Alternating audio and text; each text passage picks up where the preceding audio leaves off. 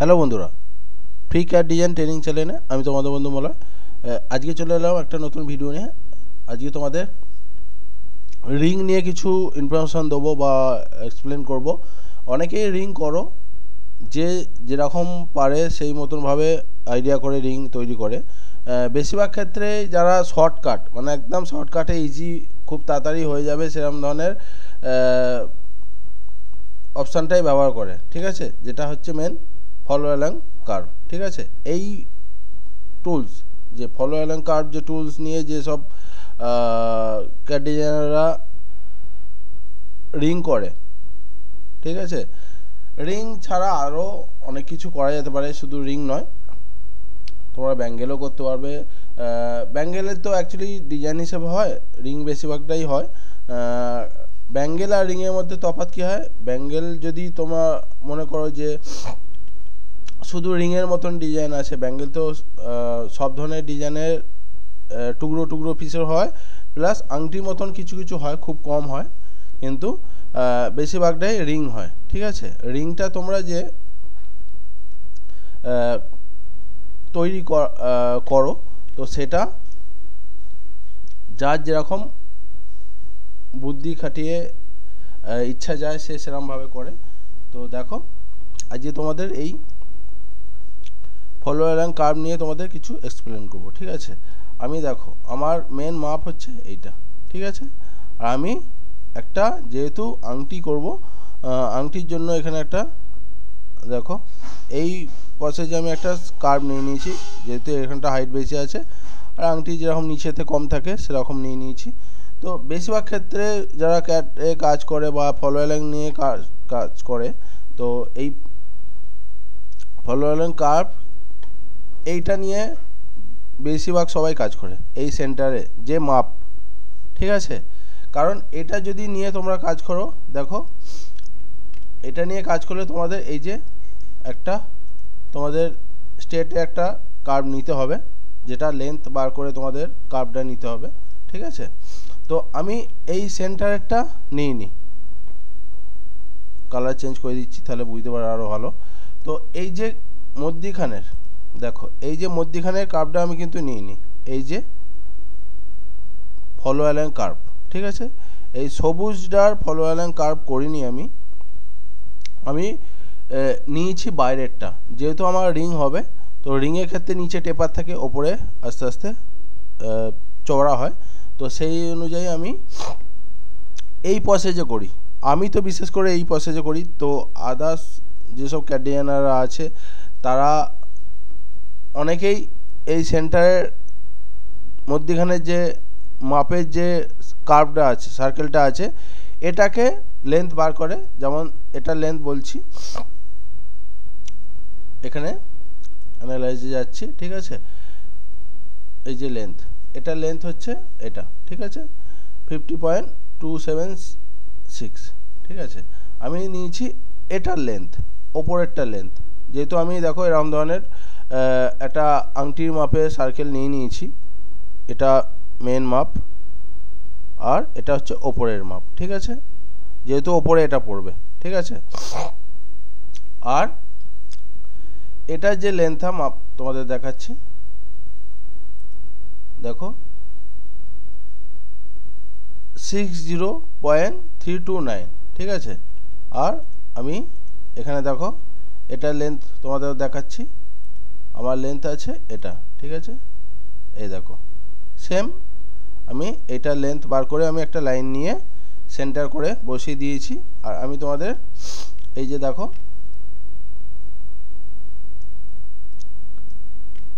বুঝতে পারছো, আমি তোমাদের এবারে একটা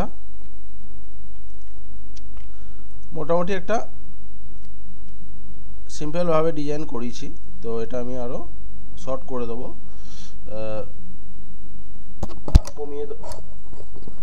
কমিয়ে দেবো।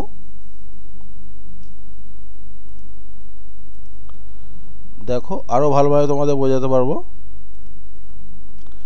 কেউ যদি রিং তৈরি করতে চাও তাহলে আমার মনে হয় এই প্রসেসটাই ঠিক হবে। তো একজন কি করে, মধ্যিখানের যে আমাদের যে রিং রেল নেওয়া হয়, এই যে রিং রেলের মাপ থাকে, কেউ জাপান হিসেবে করে, কেউ ইউএসএ করে। তো আমি জাপান সাইজে 10 নম্বর মাপ নিয়েছি। এই দেখো 10 নম্বর মাপের আমার এটা সার্কেলের মাপ আসছে, দেখো 16.003, এটা হচ্ছে মাপ আসছে আমার, ঠিক আছে। তো যার যেরকম রিকমেন্ড থাকবে সে সেই অনুযায়ী আংটির মাপ নিতে পারে। নিয়ে এই যে আমি দেখো বাইরের যে কার্ভটা নিয়েছি, আমি এখানে টেপার করে নিয়েছি অলরেডি। আমার এখানে আছে 1.2 আর এখানে আছে 2 mm, ঠিক আছে। আংটি যেহেতু মধ্যিখানটা ডিজাইন হয় আর আস্তে আস্তে চওড়া হয়ে আস্তে আস্তে টেপার হয়ে যায়, তো সেই অনুযায়ী আমি এরমভাবে আইডিয়াটা তোমাদের দিচ্ছি যাতে তোমরা কাজে লাগাতে পারো। আমি ফলোয়ার কার্ভ নিয়ে কিন্তু আমি কোনো আংটি করি না। আমি যা কাজ করি এরকম টোটাল এরকম আংটিগুলো করে নিই। গুলো করে নেওয়ার পরে যা ডিজাইন থাকে সেই ডিজাইন অনুযায়ী আমি ওপরে তৈরি করি, ঠিক আছে। এবার ফলোয়ার কার্ভে কি হয় তোমাদের সেটাও আমি বোঝাবো, দেখাবো।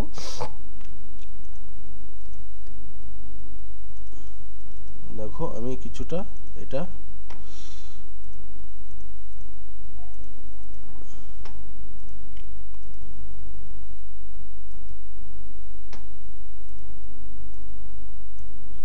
আমি জাস্ট তোমাদের বোঝাবার জন্য এটা শর্টকাটে আমি মোটামুটি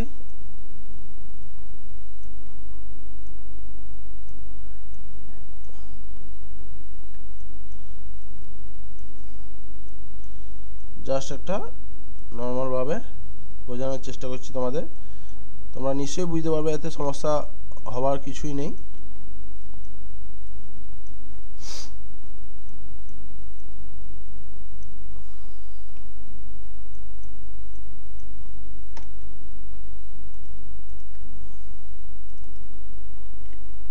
এটা আমি একটু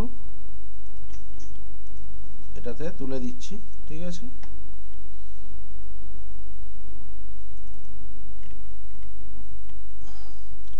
সুইপটু করে নিচ্ছি।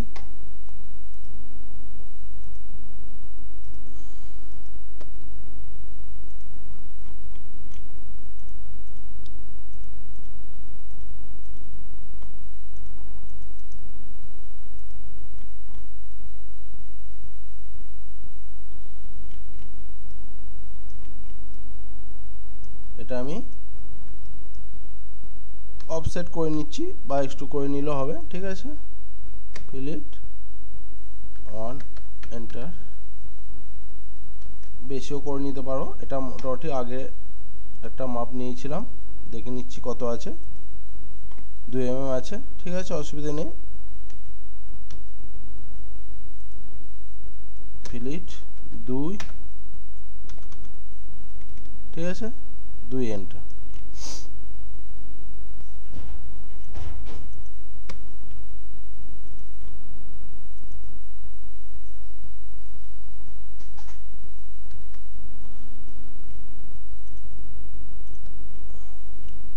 এই দেখো এই যে দুটো পিস, ঠিক আছে, এই দুটো পিস আমি এবারে ফলোয়ার লাইন কার্ভ করব, ঠিক আছে।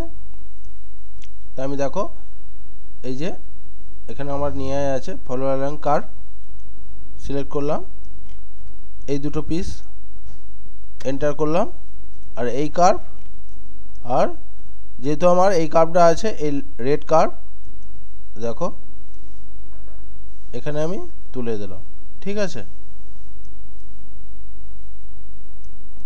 দেখো এবার এটা যে আংটিটা আমি তুলেছি, এবারে তোমরা যে এখানে দেখো কন্ট্রোল জেড করে আবার তোমাদের দেখাচ্ছি। এইটা তোমরা আপ ডাউন আমাদের যে স্টেপিং হয়, পিসের যে স্টেপিং হয়, সেটা তোমরা ঠিকঠাক মতন ভাবে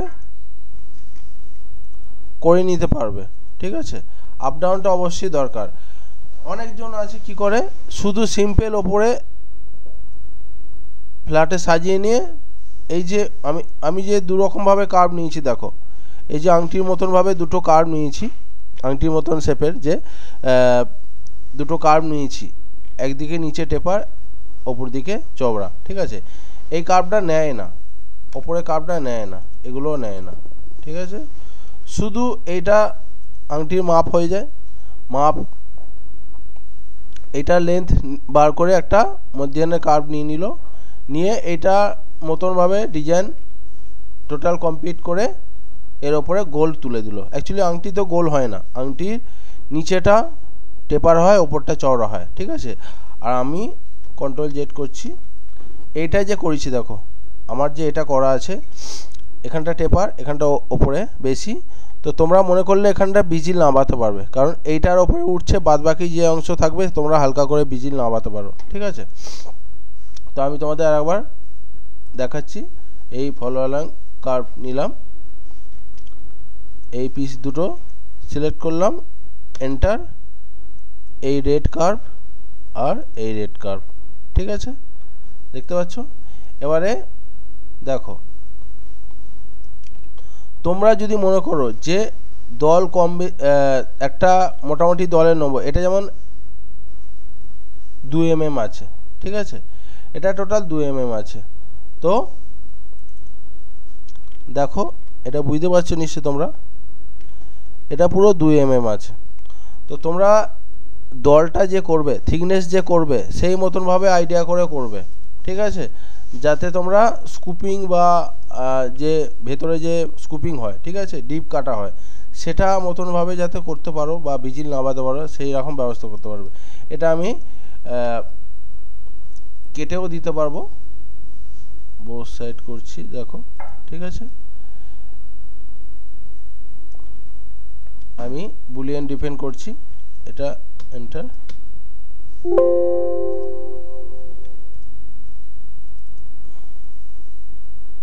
এটা আর একটু ঢুকবে, ঠিক আছে, আমি একটু নর্মালি নামিয়ে দিচ্ছি বেশি করে, এটা কম পেয়েছে বলে এখানটা কাটছে না। তো এবারে দেখো কেটে যাবে, বুলিয়ান ডিফেন্ড, এটা সিলেক্ট, এটা সিলেক্ট, এন্টার, এটা এন্টার, এটাতে কাটছে না, ঠিক আছে, অসুবিধা নেই। আমি এটা অন্য অপশানে দেখছি, এটা সারফেস নিয়ে নিচ্ছি, দেখি কাটে কি।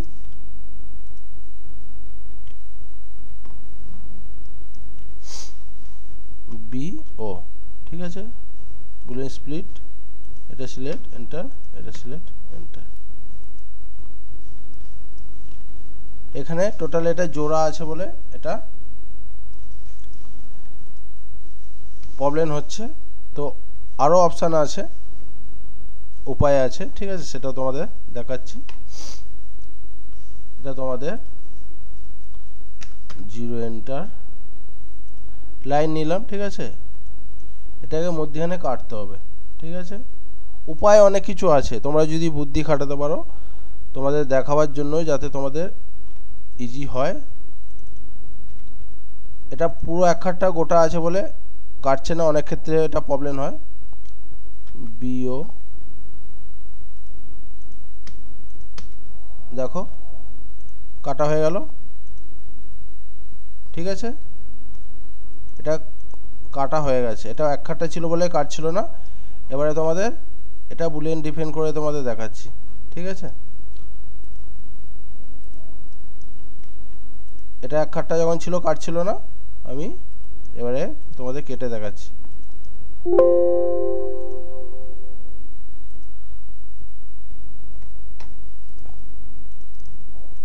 কেটে তো বার করতেই হবে, ঠিক আছে। এখানে যা কিছু সমস্যা আছে কি দেখতে হবে।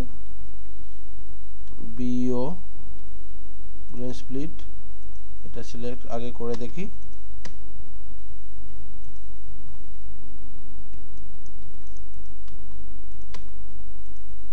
এটা কাটছে, ঠিক আছে। এবারে দেখো এটাকে ঘুরিয়ে দেখছি, 0 enter,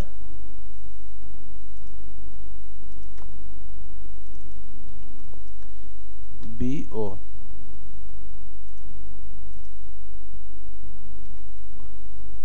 Boolean split, select enter,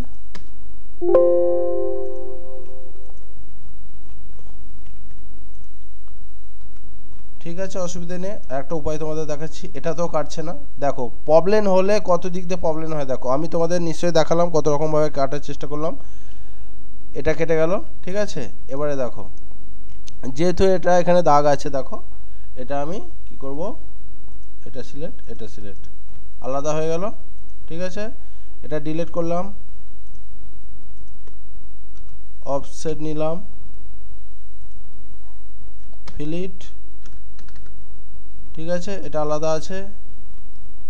এবারে দেখো কাটে কি, উপায় তো বার করতেই হবে। ঠিক আছে, উপায় না বার করলে এটা এমনি বুলিয়ান ডিফারেন্টে কেটে যাবে এবারে। ঠিক আছে,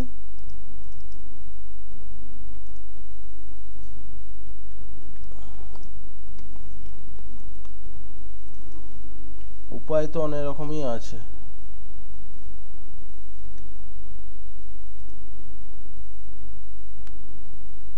এটাকে 0 এন্টার,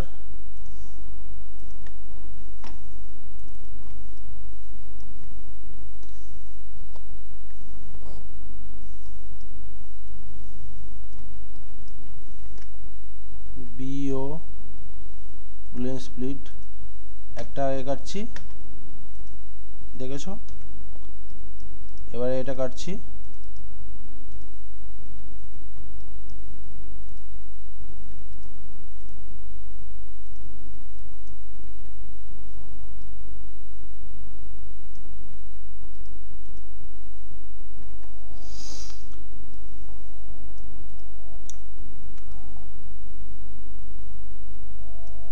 ও আচ্ছা আচ্ছা আচ্ছা, এইদিকে সমস্যা হয়েছিল, ওই জন্য তো কাটছে না।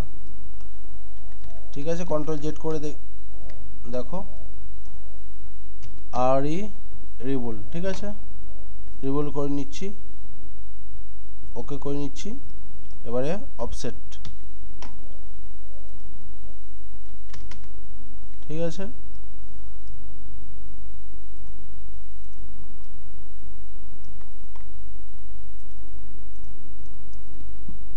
দেখো এবারে কাটবে কি দেখি। ঠিক আছে, এই দিকটা খেয়াল করিনি, সেই কারণে এতক্ষণ ধরে ডিস্টার্ব করছিল। ঠিক আছে, অসুবিধা নেই, দেখে নিশ্চয়ই বুঝতে পারলে যে উপায় না থাকলে অনেক রকম ট্রাই করে দেখতে হবে। বুলিয়ান ডিফারেন্ট এটা একসাথে কাটিনি। দেখো আমার আংটি যে এই যে 2D নেওয়ার উদ্দেশ্য একটাই, দেখো এখানে যে দেখো নিশ্চয়ই বুঝতে পারছো, এখানে যে টেপারটা আছে আর এখানে যে চওড়াটা আছে, আংটি হিসাব মতন ওপর দিকে একটু বেশি থাকে, আস্তে আস্তে নিচের দিকে টেপার হয়ে যায়। ঠিক আছে, আর বেশিরভাগ ক্ষেত্রেই অনেক ক্যাট ডিজাইনাররা কী করে, শুধু মধ্যিখানের এইটা,